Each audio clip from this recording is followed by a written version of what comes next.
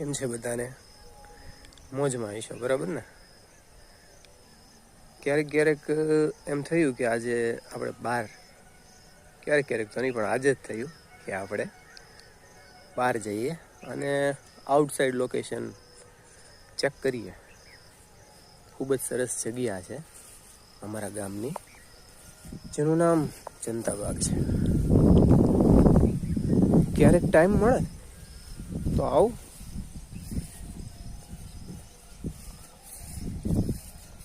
બહુ સરસ સ્થળ છે.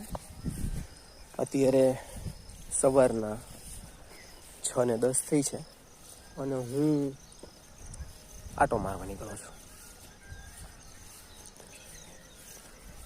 બહારનું વાતાવરણ છે ને તમને ખુશ રાખવાનું કામ કરે છે. એક કોશિશ છે કે તમે પણ આવી રીતના બહાર ક્યાંક જાઓ અને શાંતિથી બેસો સારી એવી જગ્યાએ અને તમારી જિંદગીનો છે એ આનંદ જે કાંઈ પણ છે થોડો ઘણો એને માણો. વધારે હોય તો વધારે સારું. બહુ ઝીણા છાંટા પડે છે સવારના અને બહુ મજા આવે એવી જગ્યા છે.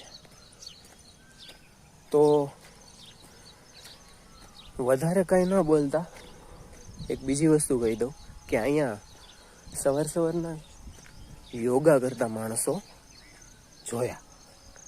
તો તમારી ઉંમર કોઈ પણ હોય, તમે થોડા ઘણા એક્સરસાઇઝ કરો, યોગા કરો અને સારી એવી જિંદગી જીવો. તમને પણ મજા આવશે. તમે જોઈ શકો છો પાછળ છે એ બહુ વ્યવસ્થિત બહુ સરસ વૃક્ષો, લોન, બહુ સારી એવી જગ્યા છે અને વિશાળ પટ્ટ છે જેમાં તમે ચાલી પણ શકો છો.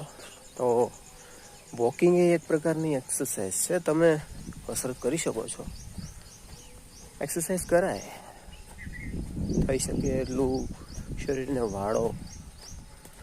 બરાબર. મેં કીધું શુભ સવાર છે તો વ્યક્તિઓને પણ મોજ આવે અને સારો એવો અવાજ, કલરવ તમને સંગીત જેવો સંભળાતો હશે. બરાબર ને? બહુ સુમધુર વાતાવરણ હોય છે અહીંનું. મેં કીધું એક નાનો અમથો વિડીયો તમારા દિવસ માટે. જય સ્વામિનારાયણ.